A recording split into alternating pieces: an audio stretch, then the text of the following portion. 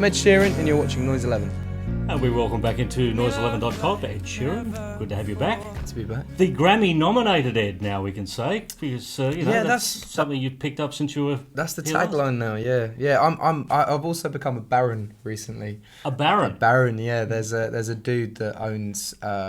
It was an oil rig off the coast of Felixstowe, but it's just been like about 50 years ago it was turned into its own country because it had its own whatever, and and he can give out titles, so I'm now Baron Edward Sheeran. Oh wow, do I have to refer to you as Your Royal Highness or something now? Sometimes, yeah. No, but now would be inappropriate.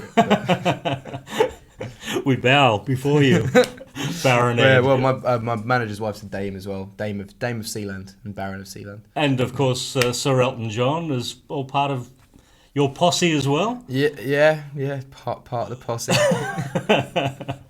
Well, we saw you with Elton on the Grammy Awards a couple of weeks ago, and that was just this incredible performance. I mean, how did it feel for you when you were actually in that room singing those songs with Sir Elton on stage? I was just trying not to forget the words, to be honest, because I thought, with all these people watching me, it wasn't just about the people watching on TV. It was all about the artists in the audience who are there, and they're obviously everyone's in a good vibe. They're kind of doing their thing, but they are judging you, and they're thinking, is this good or is it not good? But were you looking into the audience and seeing? No, I was looking faces? at there was in front of us there was the sound desk with the big teleprompter, and I was kind of just looking to the left of that, just kind of straightforward. Yeah.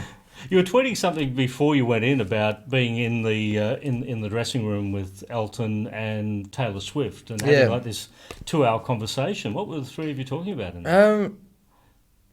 Just Elton was kind of talking about acts that he liked and acts that he didn't like, and we were just kind of discussing that really, and the whole radio system in America, and discussing that, and yeah, it was quite a surreal conversation, because obviously both of them have had a large amount of success, and I'm kind of there on the sideline being like, yeah, cool.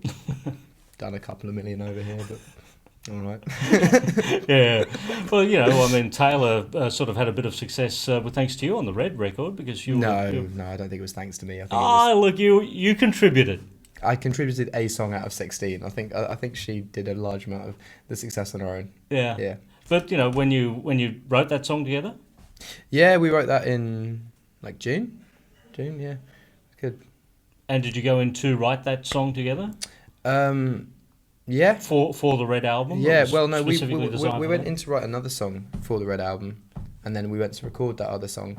And the day before we recorded it, she invited me round for food at her house, and I went round, and that Everything Has Changed came out of that, basically. Right. And will she be contributing to your second album? You never know, I'm on tour with her for 6 months, so I'm sure guitars will come out at some point. So yeah, I don't know. My second album's kind of taken full shape recently, which is cool. I don't know if there'll be any collaborations on it. Do you have a title yet? Yes. I was just about to say it then, but yeah, I probably shouldn't say it, because there should be some sort of reveal at some point. Oh, come on. Give us a hint. What? Just the letter it starts with. It doesn't start with a letter. Oh, okay. All right, I hope it's not minus. Yeah, no, I'll be multiply. It's not, yeah. Yeah, well, we look forward to that. When's it coming out? February 17th next year. Yeah. What's one song title? Photograph. Uh-huh. Yeah, that'll be the big one. Are you performing anything yet? No, because I think Coldplay do that, and big bands can kind of ease in new songs to their set. But my fans are so viral that the moment I play a new song, every one of them would hear it, because they're all on Twitter and on YouTube, and I think there should be some sort of surprise. I don't want everyone knowing what the whole record is before they get it, because I want them to listen to it first and be like, oh, I like that song, rather than I've heard that before, because that was what it was kind of like with the first record. When you were here last, you were talking to us about Elton John, how he would sit down with you, and you actually said that he listened to the record and could pick every single right there on the spot. Has he been sort of mentoring you with this next record? Well, actually, when I was in the dressing room with Taylor and Elton, Taylor's guitar was there, so I played them a couple of new songs, and yeah, I'm not really asking for his advice yet on them. I'm just playing them to him now and then, just to gauge his reaction. Yeah. Do you have a lot of leftover songs? There was lot, One yeah. Direction's Little Things, of course. Yeah. Are these songs that are leftovers that you can pass on to That other that makes artists? that makes it sound quite bad. It does, yes. I wouldn't But you know what I mean. Yeah, I wouldn't necessarily say leftovers. They're just songs that don't necessarily fit the projects that I'm working on myself. So Little Things, it obviously wasn't a leftover because it went to number one and stuff like that. But it didn't really suit me to sing it. Mm. Yeah. You've had so many collaborations over the years, including the Collaborations project. Are these all just people that you're friends with and you just work with because of that? Well, now, yeah, I am friends with them. But to be honest, they're people I geek out about, and like I chase them and get them on songs. Yeah, so it's more people I'm fans of. I'm friends with them now, obviously, but yeah, it's people I'm fans of. Is that what you had to do back in the Collaborations project days? You had to go and chase after these people to get them to work? It took a long time to put that project together and persuade people to do it, but yeah, it worked out. Yeah. You've worked with some interesting people as well. CeeLo, I think, Example, you've worked with over the time. Are these people you've all been fans of? Yeah, well, Example actually took me on his 3 UK tours actually, and that was one of the things that first helped me break out there. So yeah, he's a very very good friend of mine. He's marrying an Aussie as well. Is that right? Yeah, he's marrying an Aussie. He's moving to Gold Coast or something. Ah, Which is well, cool. well, you look forward to seeing a few gigs around here then. Maybe Definitely. he can be a support act when you come back in January. Yikes. What was Jamie Foxx's part in your story? It was a very very random experience, and I'll always remember it. He kind of gave me the time of day when no one else did. So yeah, it was really cool. Mm. This has been a remarkable success, particularly in this country. Also, New Zealand #1, UK #1, Ireland #1.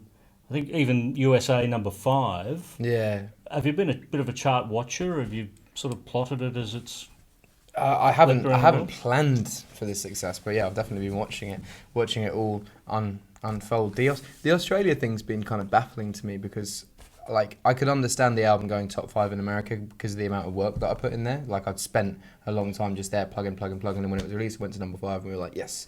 Whereas here, I've only been here 3 times, and it's 4 times platinum. And like, if you were to add up the amount of hours of promo that I've done versus the amount of record sales in any other country, the promo hours would be more than the record sales, I guess. Whereas here, it's kind of skew with the other way, which is cool. I just have a very very good label over here. They kind of really know how to do it. Well, mentioning Gabriella Cilmi in a song, that's there's your Australian omen. It's probably all based on that success. Do you think She I met her again the other day, and she kind of like really dug into me. I was kind of scared because like that line I wrote when I was 16, and we were on the same management, and she was 16 as well. So I wrote, I'm a young single writer like Gabriella Cilmi because we were the same kind of thing. I supported her at gig and stuff like that.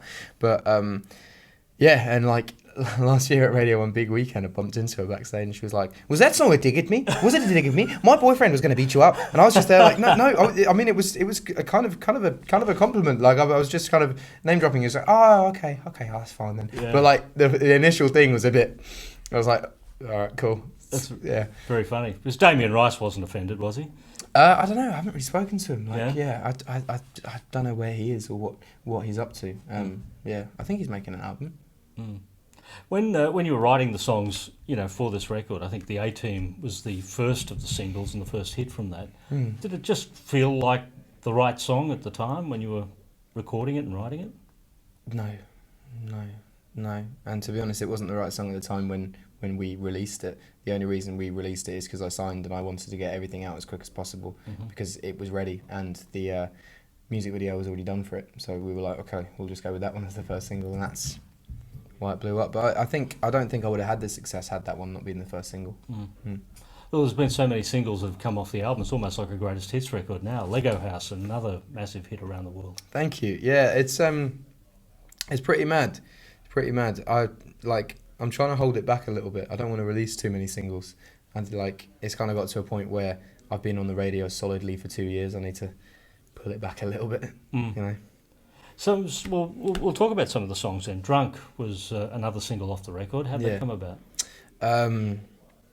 One of these kind of night outs where you just wish you'd never had it, and you do wake up on the wrong side of the wrong bed, and I missed the bus home, and yeah,